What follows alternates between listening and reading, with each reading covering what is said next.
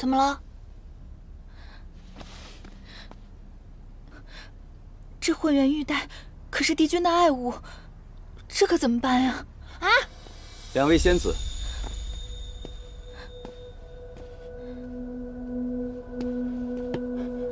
这腰带伴了帝君2000年了，你们竟然如此不小心！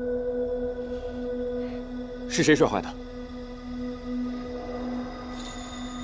仙师长，仙师长，我是玄心崖的颜淡，此物是我摔坏的，跟芷溪无关。你低阶仙士擅闯此地，摔坏帝君之物，必须跟我回隐虚天宫领罪。这玉带虽然不是副长室砸的，但毕竟是副长室看管不严所致。帝君和妙法阁的总长室那边，我也不好隐瞒。此事我一人做事一人当，请勿责怪姐姐。此事还要看帝君如何处置。走吧。颜淡，放心吧，姐姐，没事的。晚上等我来取仙晶筑基哦，等我。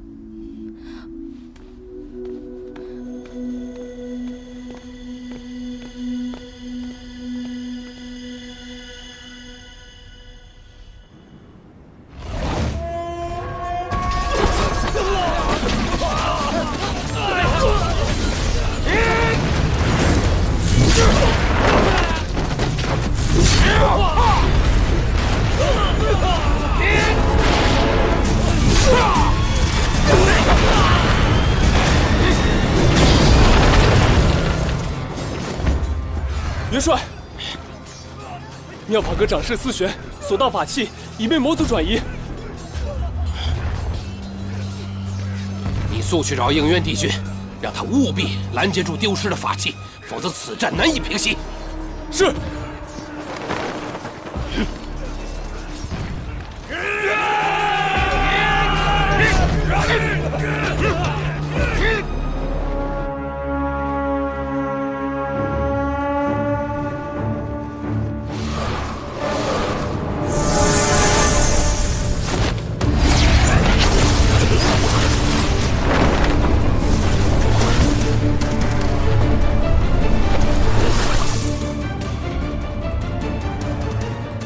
山一长老，你挑动魔族内乱，若今日交出法器，我会留你一条全尸；否则，我只能顺应天命，除魔卫道。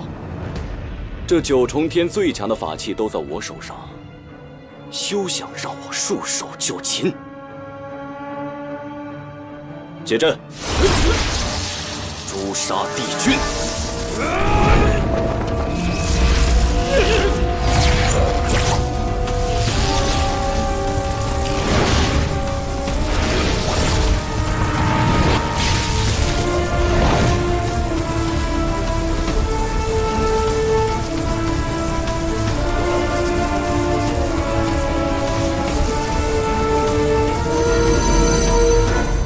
修罗图腾，仙界的帝君竟然是修罗所制好。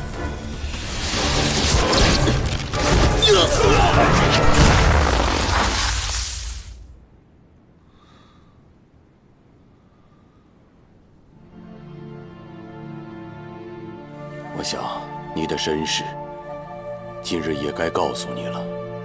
你乃是上古恶灵之首修罗族，和仙界仙子所生。你额上的黑纹，便是修罗族的图腾。那我的母亲呢？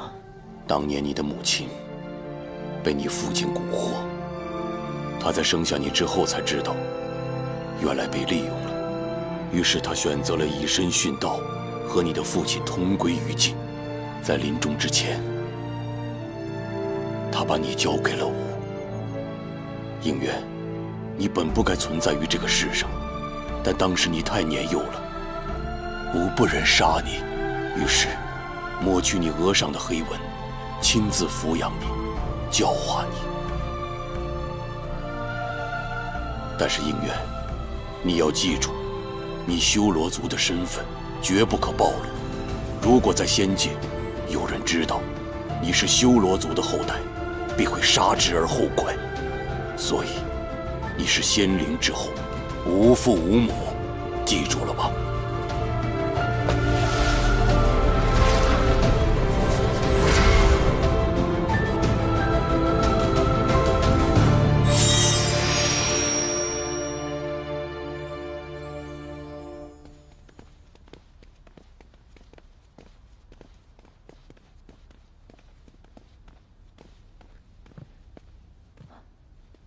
帝尊，如今魔族内乱已平，被盗法器尽数追回，已录入了妙法阁。此战，天兵死伤1000，天将折损2名。火德元帅正在天医馆探味伤员。这100年来，魔界内乱不断，每每累积仙界出手，方可平息。此次更因为思玄和魔族长老暗通款曲，将无数的仙丹送往魔界，才令战事焦灼数月。你此次下界，魔界的玄香可有异动？回禀帝尊，我的一应行动，玄香都鼎力支持。他多番表示自己生性自由，并无野心。我细细的与他接触之后，发现他表里如一，和光同尘，并非伪善之人。邪神玄香若真无野心，便是6界之福了。玄香如此性情，对仙界恐怕是喜忧参半。此话怎讲？玄香，他并不适合做魔界之主。他不喜欢权势，任由长老争权引发内乱。如今魔族看似内耗，但分久必合。若有一方逐渐强大的话，魔尊之位难保不会易主。到时候大战在所难免，还请帝尊做好防备才是。明日起，天机阁天兵处停止一切修牧，皆由你来指挥，绝不能让魔界有可乘之机。是。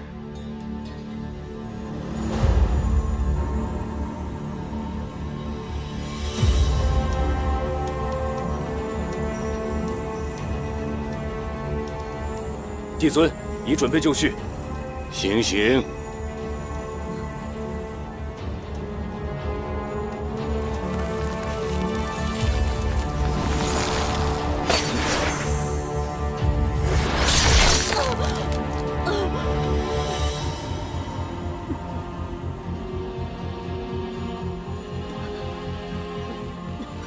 看见了吧，一个有锦绣仙途的仙官长士。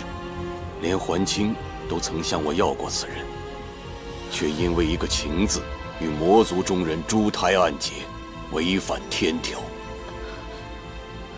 受刑罚者，若不认错，至死方歇。帝尊，思玄执手数千年，一时被蒙蔽。帝尊，可否饶恕他这次？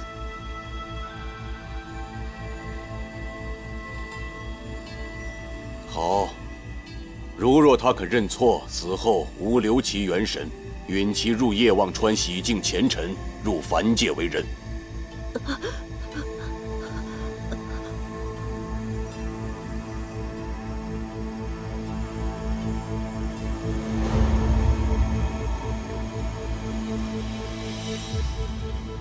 思玄，詹夷长老已死，你还有悔过的机会。爱人已死，我岂可苟且偷生？况且，明明是这天条不公，我无悔亦无错。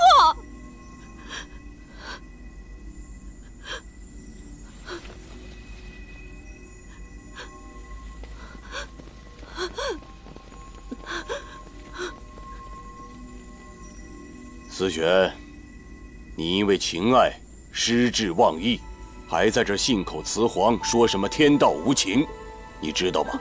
天条的守戒为什么是不容有情吗？因为唯有神仙无情，才可保6界平安。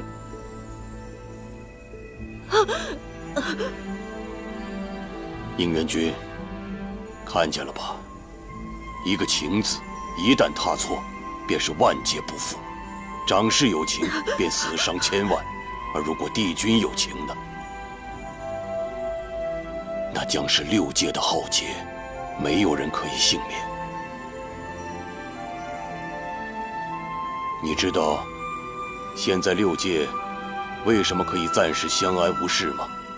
那是因为妖魔冥3界暗流涌动，所有的逆贼正在等待一个机会，在等待你暴露弱点。怎么，动恻隐之心了？你今日的不忍，只会生出怯懦，而如果他日6界大难，你又如何面对呀？帝君，请你即刻杀了我吧！这9重天，我是一刻也待不下去了。你为詹姨受6界之苦，牺牲一切，而那人在死之前从未询问过你的安危，值得吗？值不值得？帝君日后便知。我不会有那一日。请由心生，帝君，难道就无心吗？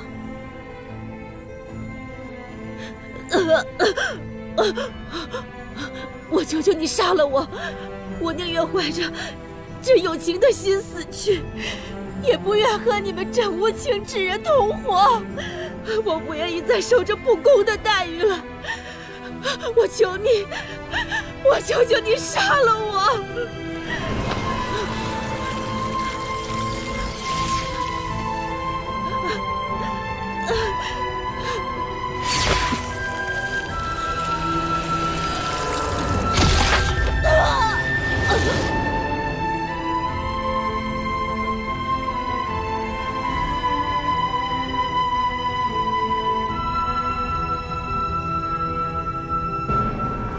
情法不可违逆，我能做到的，就是保下你的一丝元神。愿你能渡过忘川，重新开始，做个普普通通的凡人，可以爱，可以为了自己而活。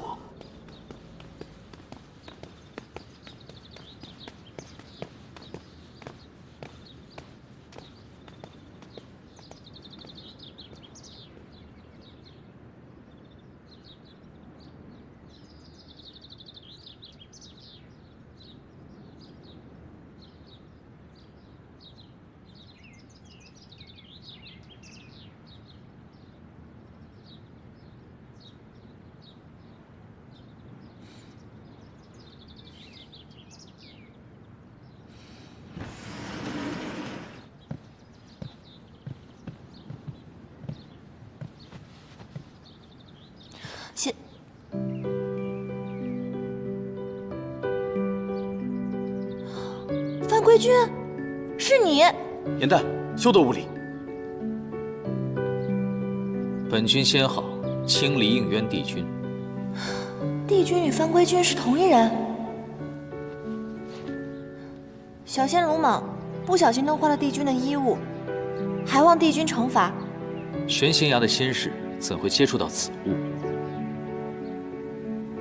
哦，对了，你的姐姐芷溪是在妙法阁任职？是小仙去拜访姐姐的时候，不小心弄坏了您的玉带，跟姐姐毫无关系，是小仙一人所为，还望帝君明察。损坏腰带没有什么大事，起来回话。多谢帝君。帝君果然大人有大量，小仙日后一定会多多。我说了没有什么大错，但并不代表不罚你。青云，在。偏殿是不是还缺打扫的人手？是。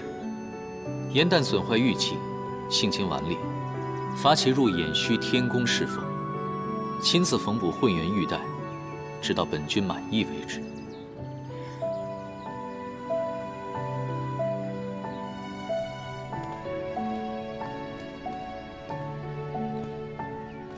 唉，仙君，您别送了。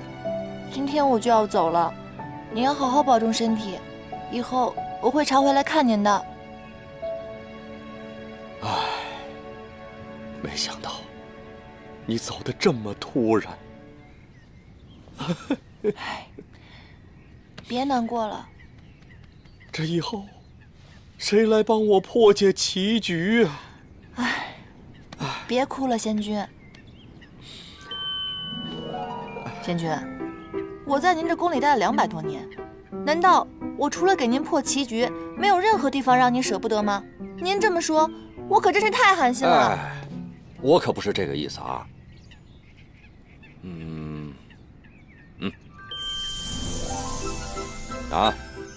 这袋法器，就当是分别时我赠送你的礼物了啊。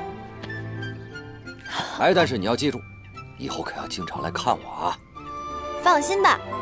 哇，仙君，这个法器沉甸甸的，我此刻终于感受到您对我不舍的心情了。这样吧，在临走前，我再帮您破一局棋，怎么样？哎，好啊，好啊，来。我突然想到了，我知道翻规的那个小人是谁了。是谁啊？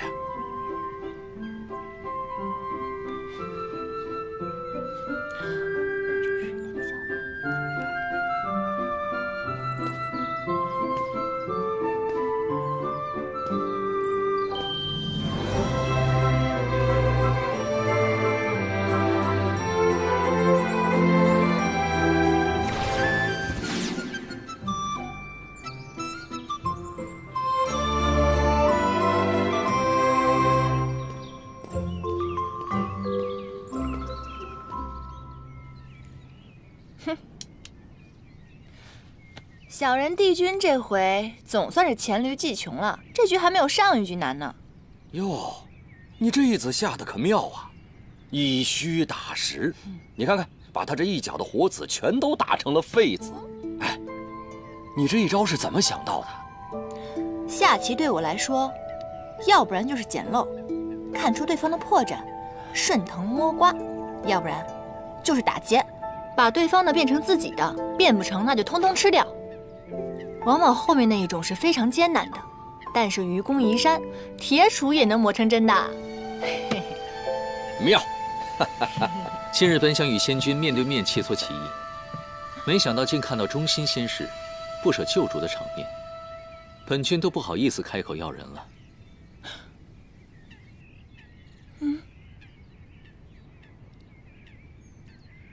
哈哈，应元君，你什么时候来的？小人帝君那局我就到了。看你们如此专注，我也不好出声打扰。你好歹堂堂的上神，你这样如此偷听别人的墙角，这样不太好吧？唉，本君上梁不正下梁歪，影响的仙君一起作弊，真是惭愧。啊，应元君，你说笑了，你一定是看我破解棋局呢特别的辛苦，所以呢，你就一次一次的降低难度，故意放水，是吧？刚才只是说笑。颜淡呀，去了偃虚天宫之后呢，由你亲自教导，我想他的棋艺和仙法一定会更上一层楼的。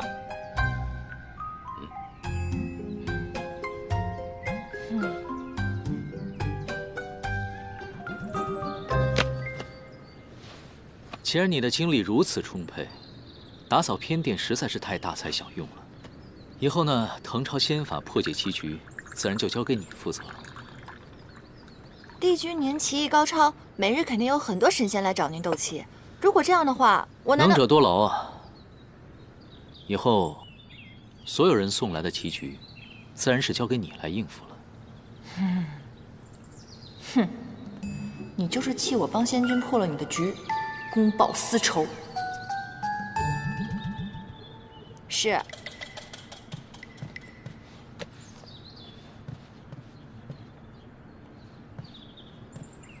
还有，混元玉带尽快补好，莫要让其他仙士去催，白白浪费别人的时间。是。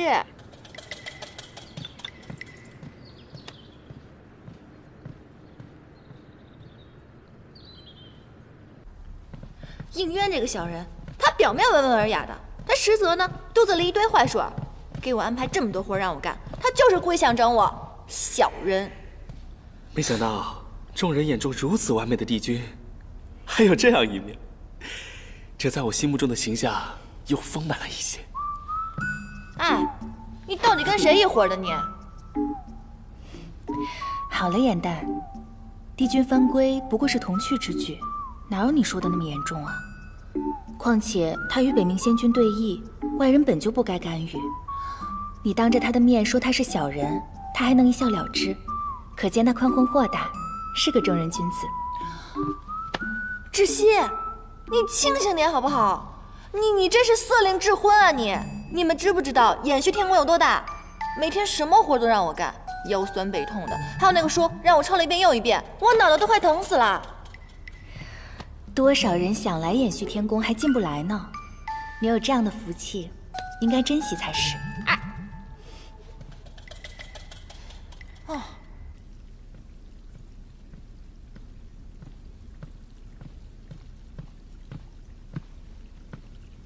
芷溪，长师，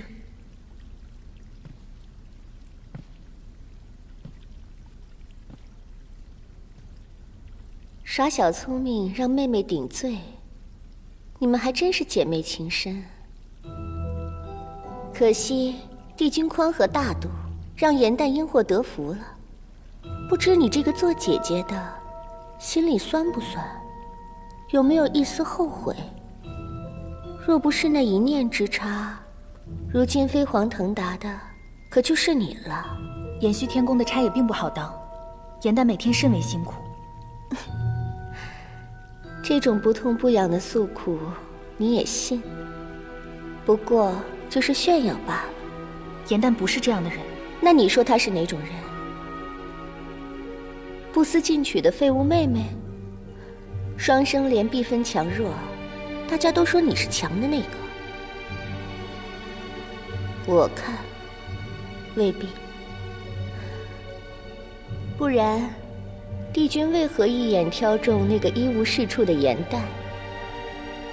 你自己好好想想吧。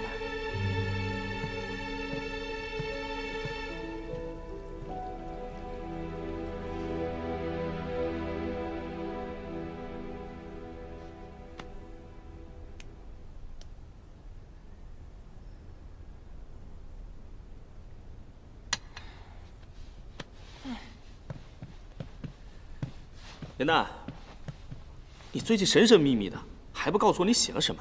现在可以说了吧？我写这出戏的灵感，正是取自你给我推荐的那本《创世之战》。哦，上古初期混沌初开，修罗族以神器无双镜打开了摩天结界，掀起大战。帝尊携4大帝君救众生于水火，辟四海，创6界，这才有了如今的太平盛世。你写了这么一出拍马屁的大戏，实在是太鸡贼了。我如果只写大战，那所有的神仙都能看出来我在拍马屁，我才没有那么蠢呢。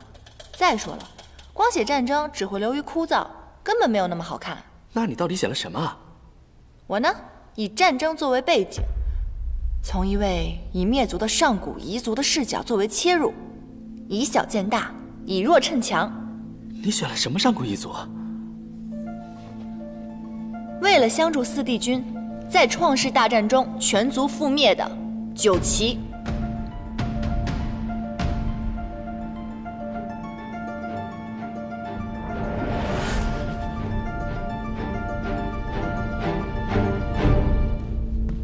你竟然翻出了九岐！正是，他曾被誉为6界当中最强悍的水族，上天为龙，入海为鱼，百毒不侵，水火不灭。可就这么厉害的种族，却在这些年的和平当中被人们逐渐遗忘了。如今除了我们，谁还能想到当年惨死的九岐呢？你是不是想到了自己，觉得同病相怜了？唉，4叶汉淡一族最起码还残留了我和姐姐，可是九岐连个血脉都没有留下来，实在是太可惜了。传说九岐虽然善战，但却生来欲望浅薄，在每每化人之前，都会经历命悬一线的紧要关卡，没度过呢，就会灵力散尽而亡；度过了，便是浴火重生。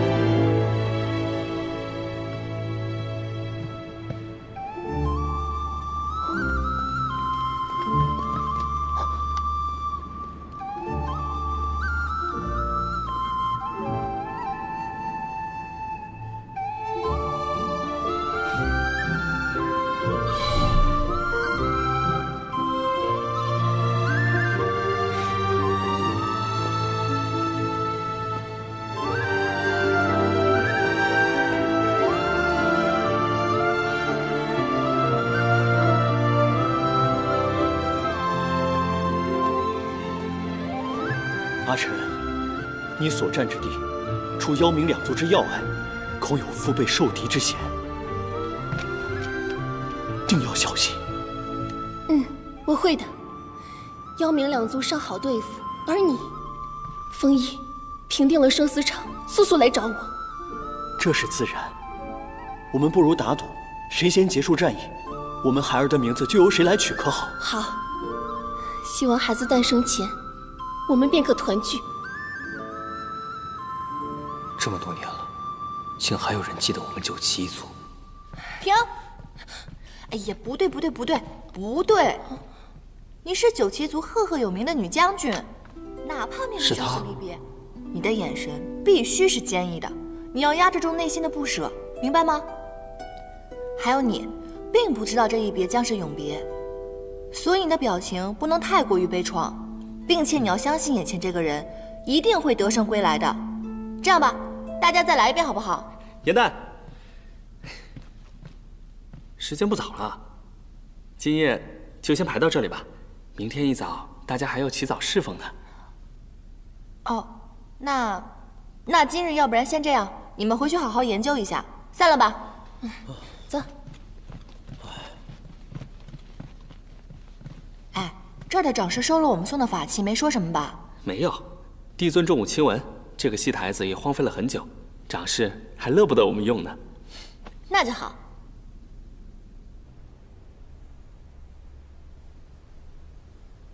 唉，这第一章是写九旗两位将军的生离，最后一章是写他们二人的死别。唉，也不知道中间四帝君的戏份该如何写。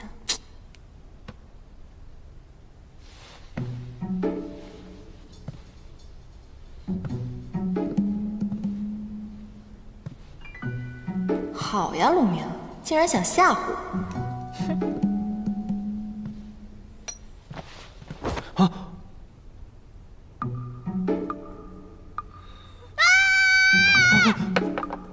哇！我的鸡巴！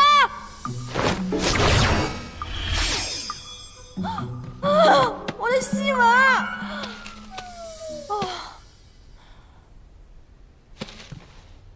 兄台，你哪位啊？你为什么半夜来我房间，还会水系仙法？你说，你干嘛的？不说是吧？好，你不说的话，我现在喊天兵抓你了。天！我呢，只是一个刚刚偷偷化成人身的一个黑羽小仙而已。啊，我是无意间误打误撞地走进披香殿，看见你们正在排戏，我觉得很有趣，我又想知道后续发展的情况，就偷偷溜了进来。我只是想看看后面的戏文是怎么写的。刚化成人形就长这么大？原来是水族，怪不得能灭火。所以你刚刚说的那些，就是你帮我抢救戏文的原因喽？啊，看来你这条小黑鱼还算有良心嘛。我之前认识的那条就没有你这么有良心了。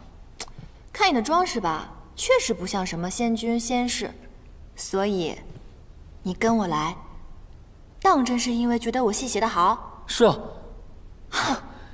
乾隆尊还有尊后的故事，我也很想知道后面到底发展的怎么样了。哦，对了，九旗呢本来是我们的四海龙尊，我很想知道他们接下来的情况。你居然知道九旗？哦，我以为现在除了我，没有人知道九旗了呢。小伙子，有眼光啊！叫什么名字啊？我还没有名字。连名字都没有，看来他定是身份微末，处事艰难。是这样的啊，今天你遇上我，算是你的幸运。以后跟着我吧，只要有我在，保证带你吃香喝辣，做一个快活神仙，怎么样？若非是他在我渡关的危急时刻献出真身相救，我必不会这么顺利的成功化人。既然如此，就算做个跟班也无妨了。怎么样？考虑好了吗？当真如此？当真如此啊！你不是还没有名字吗？啊，让我来帮你取一个吧，等着啊。哎，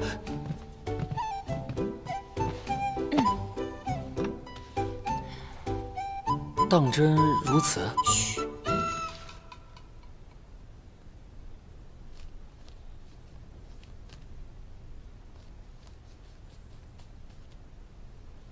好了，这个名字竟然还不错，是吧？于墨。嗯，我明明写的是于黑土啊。啊？不是你说的吗？你刚刚从小黑鱼幻化成人形，所以我觉得黑土很适合你。不，这名字未免也太土了吧？还是于墨好听一点。你看啊，是命运让我们相遇，又是缘分让我来看错这2个字，所以我决定往后还是叫于墨吧。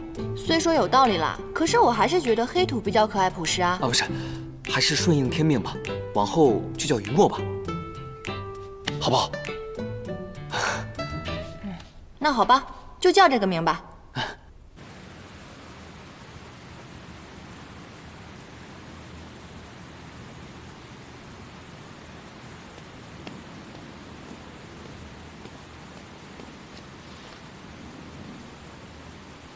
帝君，严旦求见。所谓何事？说是腰带补好了，帝君是否一见？叫他进来吧。是。针脚比上次好了一些，但丝线的颜色本君不喜欢，拿回去重新缝。帝君，那你到底喜欢什么颜色？随缘。帝君，您不是着急带吗？我想的是，您把要求说得详细点，这样我就不会日日来打扰了。虽然急，但宁缺毋滥，反正你日后也要天天来。天天来？过来，破局。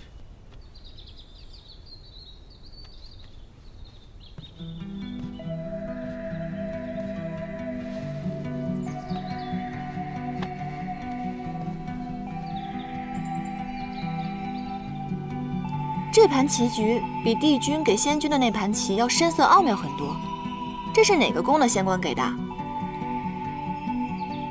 是我自己设计的，你看看，可否能解开？我试试。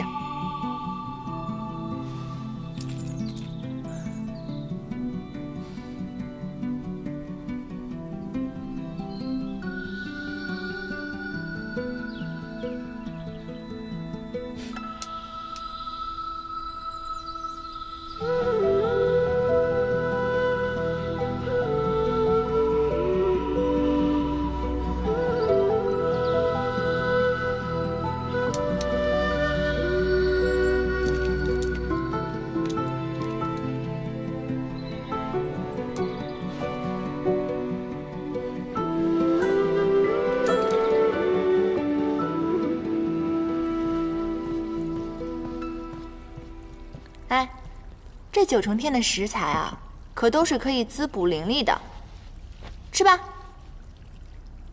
刚才我进来的时候就说了，我绝对不干偷鸡摸狗的勾当，你还偏要我坐在这儿。切，假正经。哎呀，9重天的这些蛋啊，可都是仙姬所下的，对仙灵会有帮助的哦。当真不吃？那我也不吃，我说不吃就……敬酒不吃吃罚酒。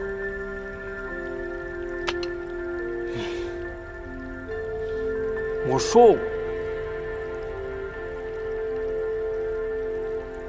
这也太好吃了吧？是不是？我都说了，我的厨艺跟我写戏不相上下，好吧？哎，那你之前排戏的名字叫什么呀？《创世英雄传》。你戏的主角不是9旗吗？你觉得他们是英雄？他们当然是英雄了，在创世之战中，帝尊、4帝君是英雄，9旗一族也是英雄。在我看来，那些籍籍无名的小仙小族，他们只要为战争胜利战斗过、努力过，在我心里他们也是英雄啊。所以，这才是我写这出戏的意义。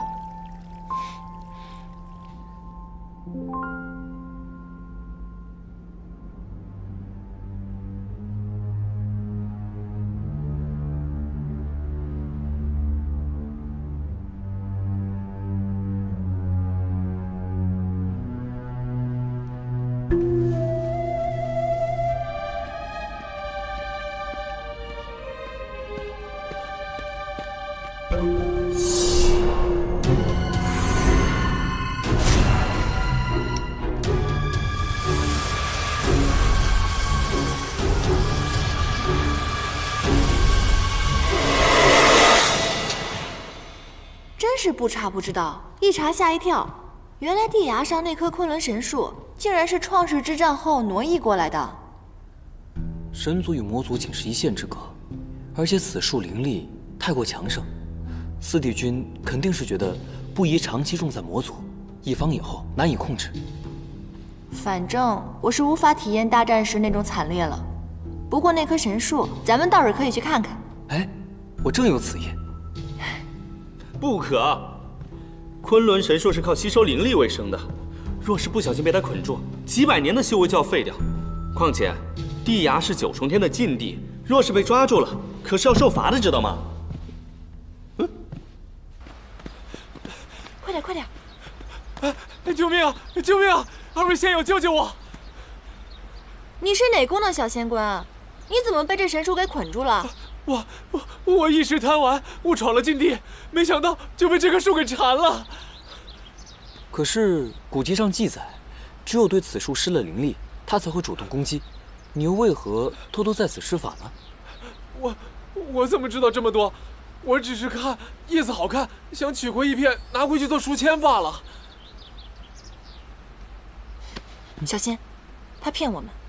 啊？你骗得了别人，骗不了我。你刚刚在撒谎，那树上有刀痕，是不是你弄的？昆仑神树的枝叶既可以制毒，又可以制成灵丹，你一定是偷偷到此的。说，你是哪个宫的仙使？说。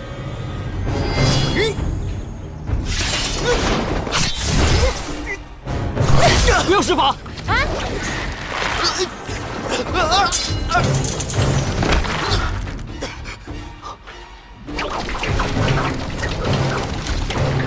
小心！